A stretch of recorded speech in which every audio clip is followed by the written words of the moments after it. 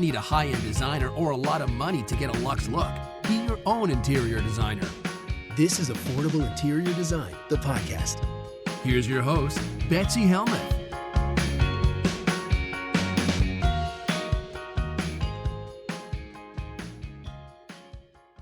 Hi, everybody. It is great to be back with you again this week. And I'm very excited because we are joined by a special guest all the way from Florida, even though it's virtual, but all the way. We are with Shannon Aldrige here. And Shannon is a recent member of the Academy. She enrolled, I don't know, maybe about 3 months ago, something like that. And normally, as you listeners know, I talk to Academy members after they have matriculated, after they completed all the courses. We want to see what they're up to and see how their dreams have manifested. Well, I was talking with Shannon during a coaching call, and she said, Betsy, I want to be on your podcast. I have things to share. I think that there's a valuable viewpoint from somebody who's inside the Academy. And I was like, you know what? Yeah. That is an interesting viewpoint. So Shannon, welcome to the show. Thanks so much for having me. Before we dig in and talk about your journey and your past life and your current life, tell us a little snapshot about you, your family, what life looks like in Florida, etc. Yeah. So we live in Southwest Florida, and it's me and my husband and our 2 young kids. So I have a 4-year-old little boy and 2-year-old little girl. So life is very crazy, but beautiful and usually hot because it's Florida. So we love it here. And what made you decide to pursue an interior design career? What were you doing before? And then sort of how did that interest get piqued? Yeah. So before even I had my kids, I have a background in counseling and have been doing that. And then when I had my son, who's 4, I decided that I wanted to be at home. So I had stayed at home since the time he was born up until I found the Academy. And what really kind of piqued my interest was my husband and I were in a we had a great opportunity to get a rental property out in Sanibel on the beach. And we found this place, and I was in the process of kind of making it our own and making it ready to get renters in there and really compete with the market out there. And it just kind of reiterated how much I enjoy doing it. And our realtor, who's actually a friend of ours, is like, maybe you should consider kind of doing this like as your main gig. And I was like, that's something to think about. So I felt like that's what kind of brought me down the rabbit hole of what would that look like? Am I ready for something like that? How am I able to compete with other people in the industry? And that's kind of where the thought process started. Because that's a big leap, from counseling to then stay-at-home mom to trying your hand at interior design. Mm-hmm. Yes. So what kind of drew you to the Academy versus exploring a different route? Yep. So actually, before I had found the Academy, I decided to get my certification. So I did a certification in interior decorating. It was an online course. And that was kind of when I did my research, that was what I found a lot about kind of people recommending and, that in the industry that's finding somebody with that certification is more sought after. So I did that 8-week course, but I still felt like there was so many missing pieces that I didn't have that full confidence to really go out and take on my clients. And kind of what they tell you when you first take it is that, by the end of those 8 weeks, you should be able to do that. And it was a lot of kind of the history of things, and some of the information felt a little bit outdated. And I felt like some of the core skills that would help me compete in the industry weren't part of that program. What are some of those skills that you're thinking of off the top of your head, things that you wished had been in that program so you wouldn't have to seek something else? So one of the things that I didn't even realize until I took your Academy, and I think it was the first project that you do, is you get a shopping list, and it's like, okay, start sourcing your items. And I was like, and it was, you can't pick more than one store to source them. And I was like, oh, okay, so now I need to think about where are places that I would source from and really think about that. Whereas I feel like I never had to think about those when I went through the 8-week course.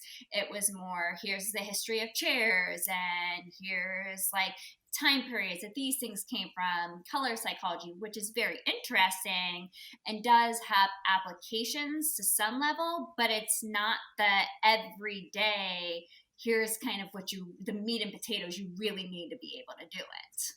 Right. And that kind of information your clients won't even be asking you about. I've been in Mm-hmm. business for 16 years. I've been designing for longer than that.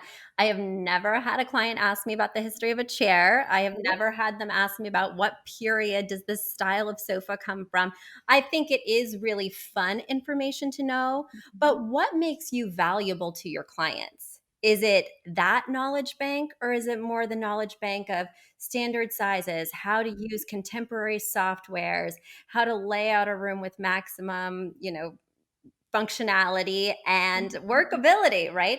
So Yep. these are the things that I felt when I was looking at interior design programs was really missing. When I was Mm-hmm. training designers who were working for me and I was like, you don't know standard sizes? Like, what? Yeah. And I realized that they had a lot of interesting knowledge, but none of it was applicable to taking paying clients with confidence. No.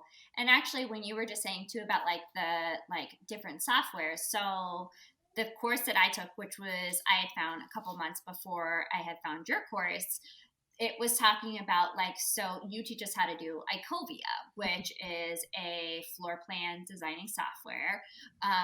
Whereas the program I was taking was like basically use graphing sheets, and that's how you draw stuff out. And in my head, I'm like, that seems so outdated. When am I ever going to need to do that? Or like, instead of doing mood boards, it's you bring a poster board with you and here's how you present it to your clients. And I just remember thinking like, that just doesn't seem like, I feel like if I had somebody coming to me with that, it would just seem very outdated.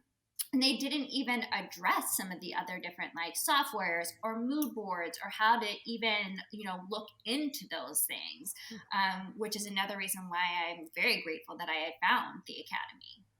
Well, and that's what I discovered too, is a lot of those programs, whether they're in person or online, don't venture into software. They don't. But you can't show up at somebody's house with a piece of paper and a scale ruler. Like, no. Even when I was in high school, people were using CAD. I mean, CAD is much more robust than the typical designer needs, but it just goes to show you, I was in high school a long time ago, Shannon, and even then it would have been outdated, right? So I'm not sure why they don't tackle the software component. Some of them do, but it's a separate course that's, multi-level. And so it's just about making the software approachable, but using professional tools that will show your clients your value, but also show them that you're contemporary, that you can compete with the other people out there. Mm-hmm. Because what does that look like? I know that while you're taking the academy, due to our coaching calls and your activity in the Facebook group, that you're taking clients concurrently. Yep. How is that working? Like, how does that feel? Yep. So I will say, this is kind of, I guess, jumping forward, but if anybody has the excuse of, I don't have the time to do this right now, if I could find the time with 2 young kids at home, like, anybody can find the time. So like for me, I was waking up 2 hours before my kids in the morning and knocking out 2 hours of it in the morning, and then during nap times doing a little bit while they were in for their naps. So I felt like I was able to tackle a lot because I made it a priority, because it was important for me to learn as much as I did.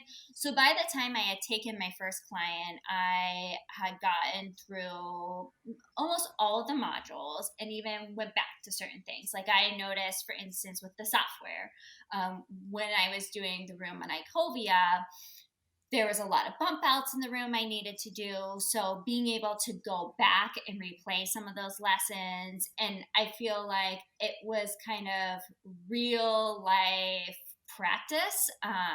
So I have this this room that I'm working with, and then I'm also going back to the academy to make sure that I'm doing the things properly, or if I need to re-listen to a lesson, that I can do that. Like, okay, with this client, here's what I'm struggling with a little bit. Let me go back to module 3 and listen to it. Thinking about like the best like floor plans, or, I mean, to be honest, in my binder that I carry everywhere with me, I've printed off a lot of kind of the sheets that you've handed out for us. Mm-hmm. And I use it all the time.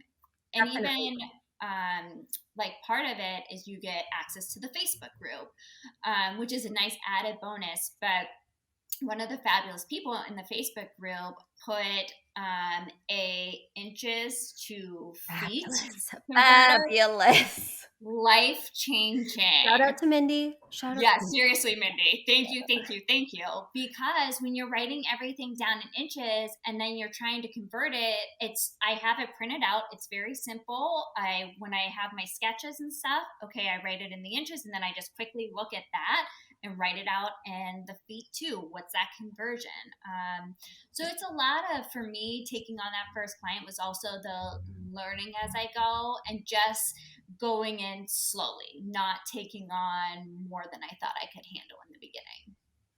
Well, and I love that idea of going back to the videos, because you have lifetime access to those as an Academy member. That does not expire. It's not a 6 months only. You better watch it or else you won't have access. It's basically your safety net, and the answers are there, right? You need to know how to do this certain thing. You need to know where to find XYZ. The modules are all really like broken down and labeled so that you could easily go back, and that's what they're for. Because we are saying in 10 weeks, this is the information that you need. And now you can go out and work. But that doesn't mean you're never going to have to reference it again. That doesn't mean it's stuck in your brain.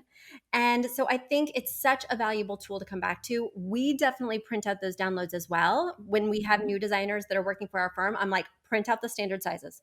Just take them with you. Nobody's going to think, oh, that's weird. They don't know, right? Your clients don't know. Nope. Refer to your sheet of sizes, of inch conversions. If it's a shortcut for you and is all accurate, then it's only going to be that boost. And the great thing about taking a client while in the academy, even though, I wouldn't want someone to get distracted or intimidated while taking a client and learning simultaneously. But the great thing is that you have all of us. People in the academy have a wide array of experiences. Some people are taking dozens of clients, like Ashley, who was on the podcast last month. And some people have never taken a client before. But you also have access to me. You have access to Paulina. And Paulina's been with me 6 years and had a big career in interior design before that, has an architecture degree as well as an interior design degree. So there's just a wealth of support. We never want you guys to feel alone. No. And I remember when I was going back through the ICOVIA stuff, so you have the whole lesson on ICOVIA, but then I actually found a group coaching call that was recorded that Paulina had done, and she went through some of the stuff. So then on top of going back to the module about ICOVIA, I watched that too and was pausing it and then practicing it with my ICOVIA at the same time. And it just is, it's broken down simple enough that you can understand it and take the time to try and master it. Well, and that's the real value, I think, with joining the academy after we've been up and running for a couple of years, because there's some amazing recorded coaching calls. There's like an amazing 2-hour session with a Benjamin Moore representative where she gave us all the ins and outs of everything you'd ever want to know about paint. There's just such a wealth of knowledge in there and so many fantastic questions from previous students that if you have the time, right? If you're up 2 hours before your kids and are just bored with your coffee, does that ever happen? You can just pop on one of those videos. And even if it's not chock full of information, maybe it's chock full of somebody else's experience, right? This is a challenge I'm having with a client. This is a challenge I'm having with a module. Can you help me out? And those insights can inform your studies. Yes. Now, speaking of challenges, what did you find as sort of the most difficult part? I know you haven't completed the academy yet, but what's been the biggest challenge? I think it's almost So like for me, one of the biggest challenges was probably like learning Icovia and that software, and going through and listening to the modules and the lessons, be like, oh, that makes total sense. Of course it does.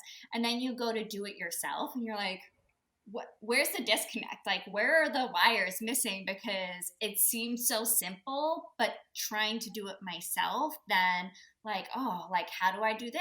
And so I think for me, that was probably one of the biggest challenges that I had, was like really learning that software. And I wouldn't say that I've mastered it by any means at this point, but I think as with anything that's new, you need to be willing to go back if you need to and keep practicing until you get it right so that you can feel confident about it. And there's always going to be small challenges. Just the other day, I had like a room that was 3/4 of a circle. And I had to call Paulina. I was like, Paulina, you got to walk me through this one because I have been working on this 3/4 of a room for about 20 minutes and Mm-hmm. it's still a straight line. Yep. So she gave me great tips that helped me to just keep it moving because you can't find that stuff online. Like Mm-mm. a lot of the softwares have certain tutorials. Some are better than others, some are more expensive than others, but it's just hard to get that individualized, quick support. Paulina solved Mm-hmm. my issue in 5 minutes, and now I know how to make a 3/4 circle room. But Mm-hmm. I think the software can be an obstacle at the beginning. I know when we're training our own designers and when we're watching other people's journeys, for sure that can be an obstacle. But I also think it's a must. We have, when we decided to go with Icovia versus other softwares, basically everybody at my firm sat down and we were like, okay, these are the softwares we use. Somebody used SketchUp, somebody used, I can't remember all the different ones. Room styler, I don't know. So we all kind of pooled our resources, and one gal was like, this is what we used to use at my retail company. I think she worked for Ethan Allen, Mm-hmm. but Icovia is widely used at a lot of retailers for its simplicity and also its attractive nature. It has like fun things you can put in. So we decided on that one because it was the easiest, the most affordable, and the most creative in terms of dropping in a Christmas tree or putting in your dog or Yeah. adding plants and flowers. So those kinds of things not only make it fun to do, but bring it to life for the client. But without a software, I don't know how people are doing it these days. Mm-mm. Because on these exploratory calls, when people sign up with me, they're like, so Betsy, I cut out the couch and then I show the client where we could move it on the graph paper. And yeah, there's a better way. There's such a better way. And actually, like, I feel like it makes me feel more confident when I'm recommending something to my clients. So, for instance, the client that I'm working with now, we had gone and we had looked at some sofas, and he's doing 2 sofas in the room. And originally, we kind of allotted for 90 inches was what we were going to do. And he's like, well, do you think we could do these 93-inch ones? And I said, I'm not going to answer that right now. Let me go home and draw it into our floor plan and let me get back to you so I make sure that there's enough room in between that would actually work for us. And sure enough, it did, but I felt confident. I mean, he's spending lots of money on this. I don't want to be the person that says, sure, we can do that. And then we get it. And that took up the entire walkway that was supposed to be there. Yeah, exactly. And especially being able to manipulate it really nimbly. When I Mm-hmm. can pull up that software and show my client why their sectional just won't work in this space, it's Mm-hmm. empirical, like it's data. It's not me saying, I don't think it's a good idea, so we need to invest in a $3,000 replacement. It's me showing them. And I will tell you, I was just talking about this with my team in our monthly meeting last week or Wednesday, was it? Oh, it's all a blur.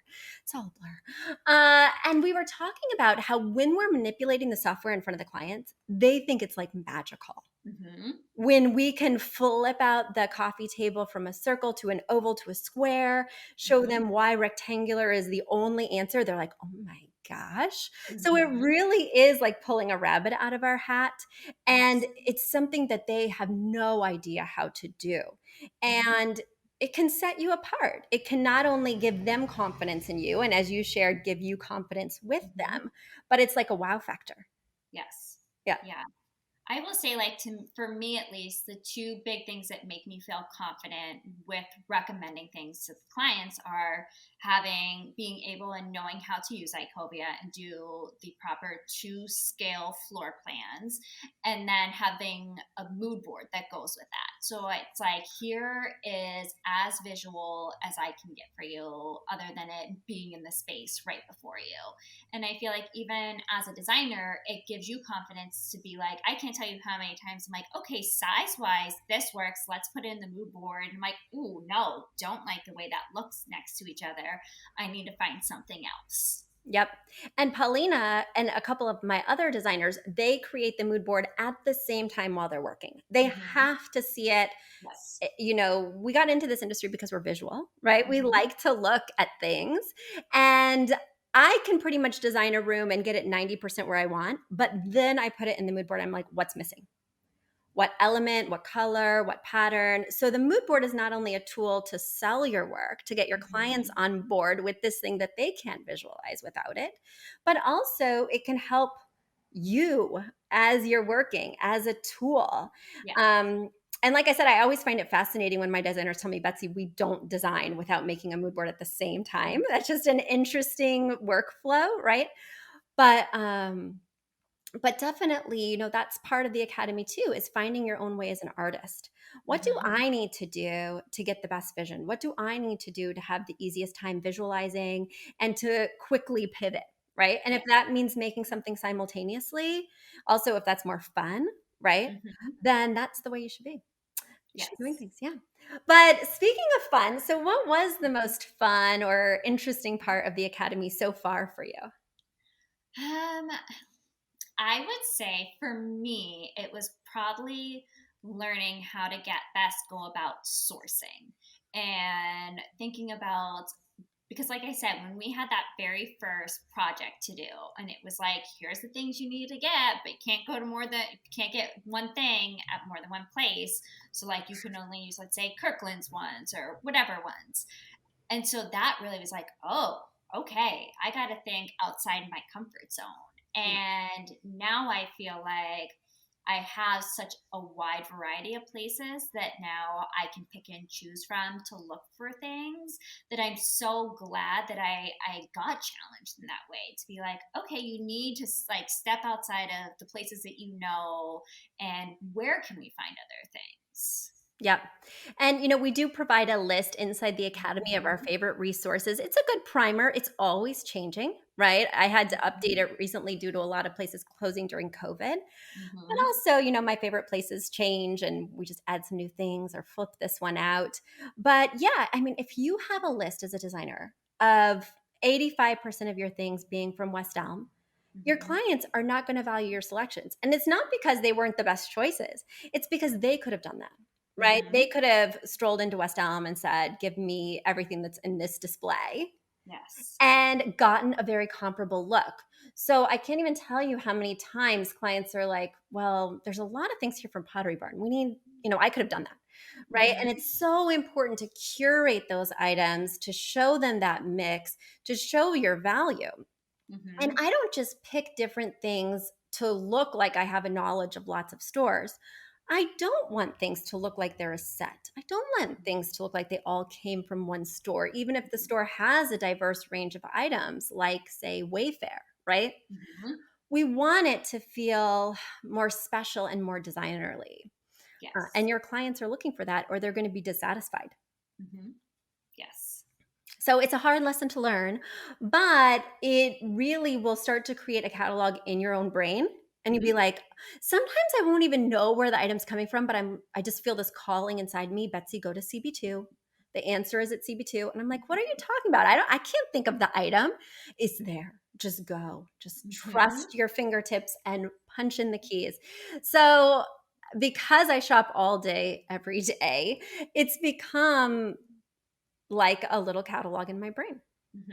Yeah. Yeah. So, and I have the printout that, like you were talking about, that breaks down kind of some of the different stores and based on like some styles or high end, kind of in the middle, things like that. And that is, I mean, kind of a go to starting point for me a lot of times. Like, okay, if this is kind of the style we're working within, let's look at these places first. Or I know I'm missing lamps. Where do I want to go for to find some lamps? Or where are some great places to find a rug that might be a little bit of a different size? So I look at the rug section, and those are the places that I check first. Yeah, exactly. So it is a good jumping off point. I will say I still use that document when I'm stuck, when I'm looking for like a high-end store and I've gone through all the ones in my brain. I'm like, let me just go back to the list. Let me see if Mm-hmm. there's one that I've missed. Um, as you're talking, I know a lot of listeners are hearing your story. It's resonating with them. They thought about being an interior designer, but they're intimidated. As you mentioned before, maybe they feel there's not enough time. Maybe Mm-hmm. they're afraid to make that big leap, Mm-hmm. right?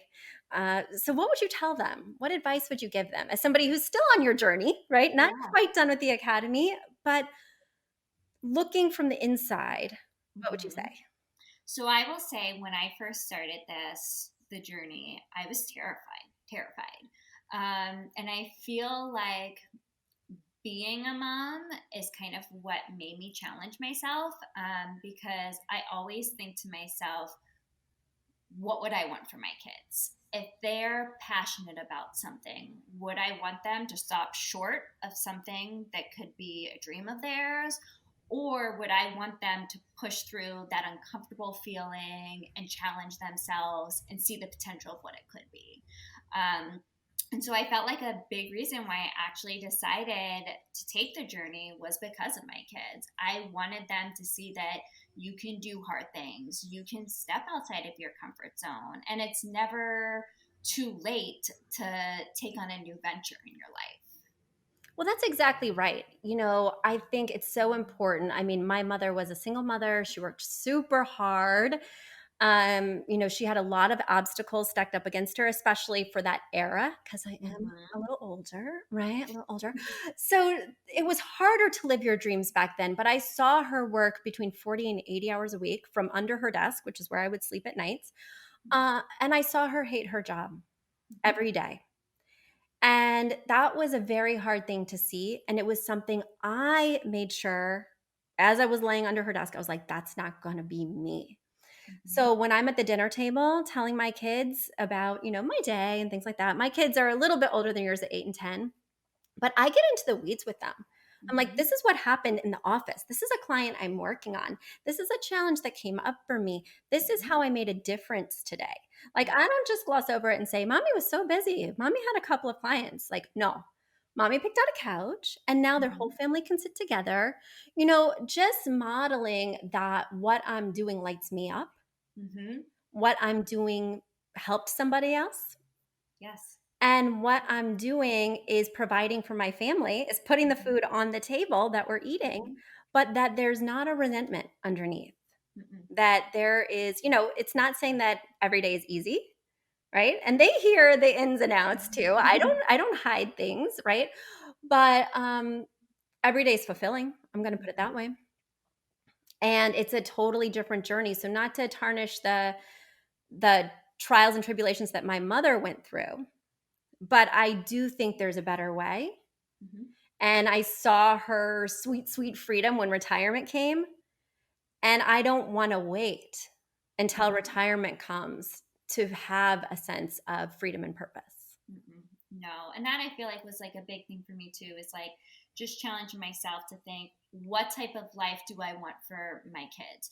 Do Mhm. I want them to have this passion inside that they never follow and end up, doing something else that is just kind of checking the boxes and you're going through it? Or do I want them to step outside their comfort zone and be like, okay, like here's something I'm passionate about. How do I learn about it? Where do I start? Because there was a lot of things going into it that I had no idea about, and still I have no idea about. But I'm learning as I go. Yep. And people think, this is an artistic venture, right? So they think, Mhm. oh, well, how can I make money at something artistic? If I love something this much, if I see it on TV, can it really be a career? And the answer is yes. And the answer is just because it's not the most obvious path to a pension or to amazing insurance or things like that, doesn't mean it should stop you, Mm-mm. right? It means that there is another way and you can find those things via a different path. And I think you're a great example of that. Yes, I hope so. Yes, well, you're still working it through. So what are your next steps within the academy? So I feel like at this point it's a lot of kind of just going back and practicing and just making use of the different things that are there for us to use, like taking advantage of the coaching calls and all of those things, and the support that's there too. So I feel like that's a big part of it. So I will say I'm incredibly grateful because even when I met with my very first client, of course, I was nervous, had butterflies, wasn't sure if I was going to throw up or pass out. I wasn't sure, but survived either way. But I was telling my husband afterwards, I was like, oh my goodness, a lot of it's a blur, but I remember, like, for instance, we were in one of the bedrooms and I was like, okay, I was like, so what do you have in here? 10-foot ceilings? And he was like, yeah. And I was like, okay. And I would take out my tape measure, measured the, like, where the curtains would be. And I was like, perfect. I was like, this side is actually a standard size. Here's the type of size curtain that you would need to get. So you don't need to go custom on those, or just kind of like being able to put tidbits out there here and there that made it sound like I knew what I was talking about because I did know what I was talking about. Yeah, well, that's just what I was going to say. Mm-hmm. No, when you sound like you know what you're talking about, or when you know where to find the answers, then you do know, right? Yes. Even if it just means that you have a resource that you can Mm-hmm. ping on Facebook or email, then you Yes. do know, and you did build that network. So I'm really proud of you for just taking the bull by the horns and getting in there and, really making this opportunity yours, because I've seen since the beginning of the academy, you have not delayed in jumping into these modules. You do have lifetime access, so people can sign up and start in 6 months, and that's totally fine. Certainly, it's your process. But to see somebody put the tools to use with clients during the academy is so inspiring. Mm-hmm. So I want to Yes. just commend you. And Well, then I thank want to ask you to share with everyone where they can find you. So my company, which seems so weird to say, but it's my company, and like, oh, that's such a great feeling. So it's Chrysalis Interior Decorating. So we're on Instagram. I am chrysalisinteriordecorating.com. Picked a name that I was passionate about myself, and it's all me. And that, I think, is one of my proudest things. I've done a lot of hard things in my life, but making something that is solely mine, it's a feeling that's kind of indescribable. Hmm. Well, I'm so glad that you have that. And I'm Mm-hmm. so glad that you built that, I right? did. And just imagine when the revenue numbers and the client numbers add up to more than you can even imagine. That's what happened to me. And Mm-hmm. it's what I expect will happen Mm-hmm. to our academy completers, right? That's what I look for. That's what I'm coaching you to do. So I can't wait to continue to watch you on your journey. I can't wait for additional coaching calls to hear how things are going. And guys, please go look for Shannon. Go check her out on her website, on her social media pages. And it's been so great having you on. Yeah, and Betsy, I want to do a shout out to you. Thank you for putting together the academy, because I know that I would not have been able to have such a big first client as I have now. I just met with another potential client today, and I wouldn't have had the confidence and genuinely felt like I could do it if I hadn't found the academy. Well, I'm so glad to hear that. And that's truly the reason I built it. People were listening to the podcast, they were writing me, they were saying, Betsy, I want to be there too. And building this academy was no joke. It took 6 years of my life and probably 600 new gray hairs to create. But it's hearing stories like that that make it worth it, that know that I could set you on a path that's different than what I saw, where you can live your dreams, where you can do what you want and model that for your children. It's really indescribable. So I'm so glad to hear your story. And I think everybody who's listening will be too. All right, thanks for having me. Well, thanks, Shannon. Bye. Bye. A big thank you to our amazing producer, Katherine Heller, to Aton and the MCR House Band, and to Affordable Interior Design, the sponsor of this podcast and the premier place to get an amazing look on a budget. Check out affordableinteriordesign.com. If you guys love the show, the very best way to support us is by spreading the word. Tell your friends or write us an awesome review on iTunes. So until next week, guys, thanks so much for joining us, and I'll talk to you soon. Bye.